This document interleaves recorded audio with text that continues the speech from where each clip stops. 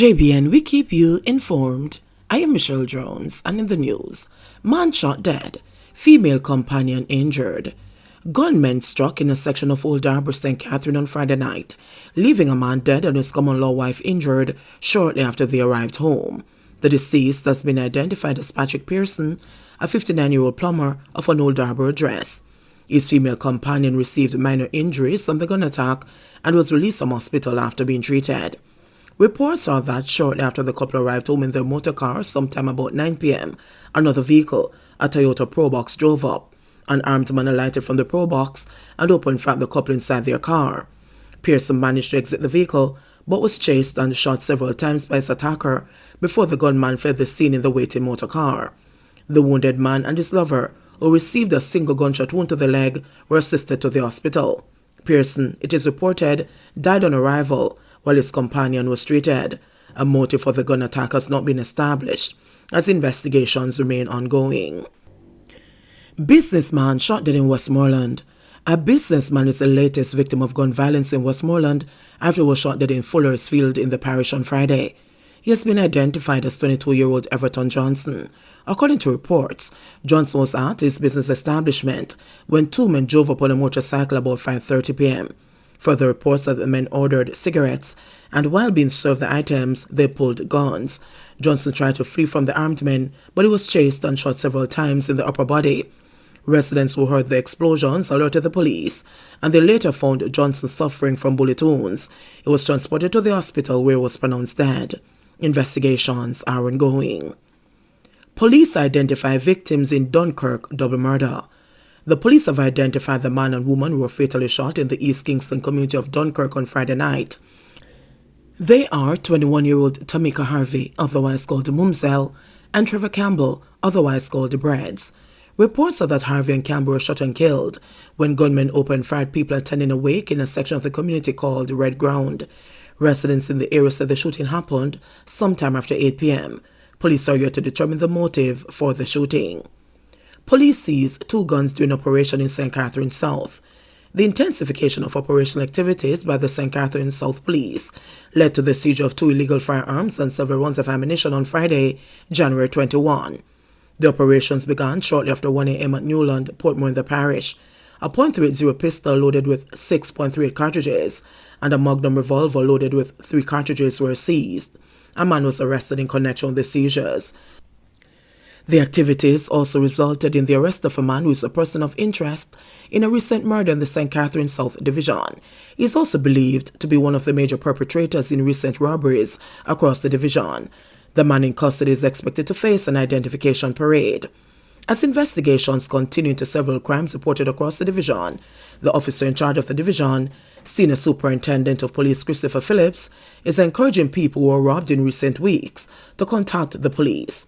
He is especially urging those who were robbed in instances where the act was perpetrated by people traveling on motorcycles to contact the Portmore Criminal Investigations Branch at 876-949-8422. Crime Stop or the Police 119 emergency number, the police said. Gang feud among migrating criminals leaves 3 dead, 3 injured in Trelawney shooting. The Trelawney police have theorized that Friday morning's bloodbath, which left 3 residents, including 2 females dead and 3 others hospitalized, is a result of a St. James war between 2 rival gangs that migrated to the parish some time ago. The deceased, all of Trelawney addresses, have been identified as 26-year-old bartender Tasha Black, also called Tash of Wakefield, and 25-year-old Shanelia Clark, who also goes by the moniker Susie, and 24-year-old Daniel Williams, affectionately called Alkaline, both unemployed of Bounty Hall. Reports are that about 1:45 a.m. a black Toyota Voxy with 6 occupants pulled up at a house in a section of Bounty Hall called Belgium when they were ensnared by 4 men, 3 of whom were armed with high-powered rifles. The gunmen peppered the vehicle with gunshots. Investigators also say the deceased were a case of mistaken identity and pointed out that the target of the gunmen drove a vehicle similar to the Voxy in which the 6, who were said to have been returning from an entertainment event, were traveling. The triple murder was the first killings recorded in the parish since the start of the year. The Trelawney police enjoyed a 26% reduction in murders in the parish last year, with 17 murders, 6 less than the 23 recorded in 2020. Trelawney, which tallied the second lowest number of murders across the 19 police divisions last year, was edged out by Portland, which ended the year on 15. Yesterday in the community, crime scene investigators were collecting pieces of evidence inside an area they cordoned off with yellow tape. Outside the cordoned off area, several community members, with fear and sadness etched on their faces, gathered near the crime scene. One female who spoke to members of the media on the condition of anonymity reflected on the life of Williams, one of the deceased, and disclosed that she had urinated on herself when she heard the barrage of gunshots in the usually quiet neighborhood. We feel very, very sad and we have to cry. He's our friend who used to give us jokes. You see, when him give us jokes, we have to laugh. Everybody feel it. He's my son friend, the whole of we here friend. This man when me get up and go wee-wee, me wee-wee up myself because me have to go down on my belly. Me couldn't bear it. Me really think it was clappers, but it wasn't clappers. Me feel it for the youth them. The young man them in this community loving. Them love him. Belgium don't do them things there, she said. Another female resident added that it was the first time that she had experienced such an incident in the community. It's the first time in my life me ever hear them something here. And to come and see them here, something reach with this morning. It's a youth who is so jovial, him nice. Him go around and talk to everybody. Be don't close to the girls like him, but we miss them too, she bemoaned. Commander of the Trelawney Police Division, Superintendent Carlos Russell, noted that the gunshot victims were collateral damage in the war between two factions. This incident stemmed from some gang conflict that has been happening in the space. The police are aware of the situation and we are following strong leads and hopefully will hold the persons involved very soon. Superintendent Russell told reporters at the crime scene on Friday, while noting that the migrating gangsters have been on the Trelawney police radar for a period of time. Based upon our information, these persons involved in this conflict are not natives of the parish of Trelawney, but they have been displaced here for some time. These are persons who we have been monitoring over the period, and we are aware of the situation and we believe we can bring a closure to it very soon, Superintendent Russell continued. Meanwhile, Deputy Commissioner of Police in charge of crime Fitz Bailey, who also visited the crime scene, also expressed concern over migrating criminals, plus criminals on bail, whom he said are often responsible for these heinous killings. In many instances, people who perpetrate these crimes were persons who have been arrested by the police and are out on bail, DCP Bailey argued. Like Superintendent Russell, DCP Bailey committed to using all efforts to bring the perpetrators of the triple homicide to justice. We're going to use all the resources that are available to ensure that the people who are responsible are brought to justice. I want to say we're committed to that, DCP Bailey said.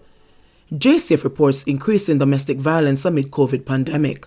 The Jamaica Constabulary Force JCF is reporting an increase in domestic violence during the COVID pandemic.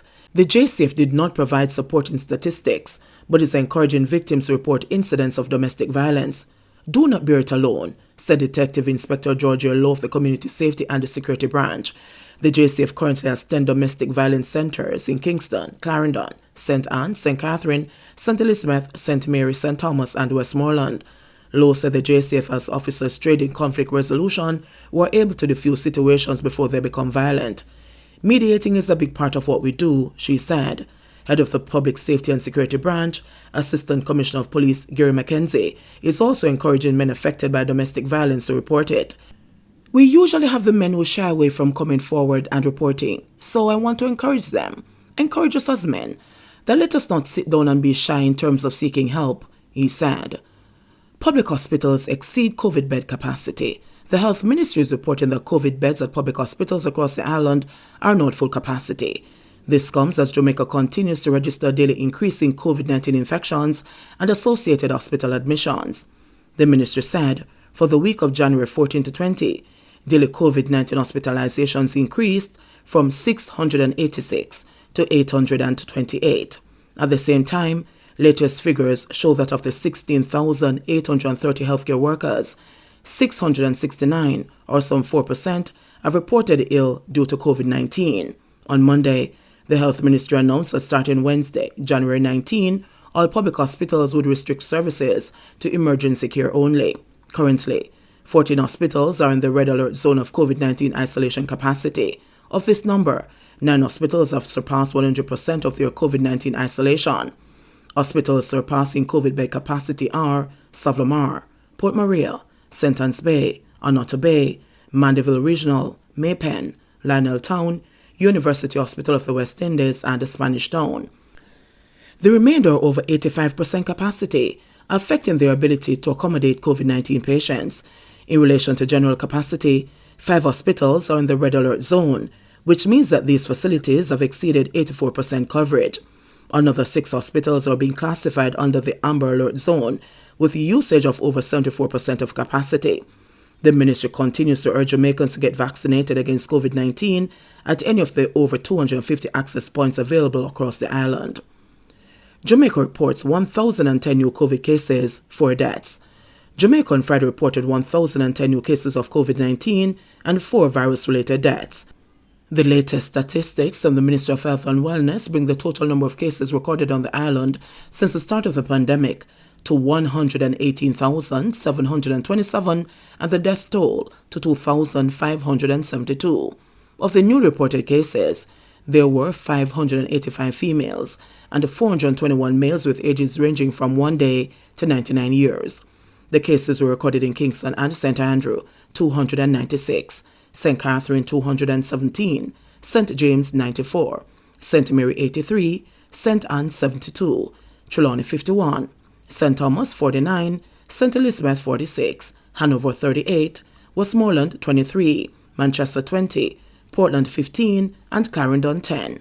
The deaths comprise a 56-year-old male, an 86-year-old female, a 77-year-old male, and a 72-year-old male, all from St. Catherine. 1 death was reported under investigation, while 1 other was reported as coincidental. The country also recorded 193 new recoveries, bringing the total number of recoveries to 68,272. There are 13,287 confirmed active cases on the island. JBN, we keep you informed. Please. There are 13,287 confirmed active cases on the island. JBN, we keep you informed. Please remember to subscribe, like, share, leave us a comment, and click the notification bell to receive our daily news items.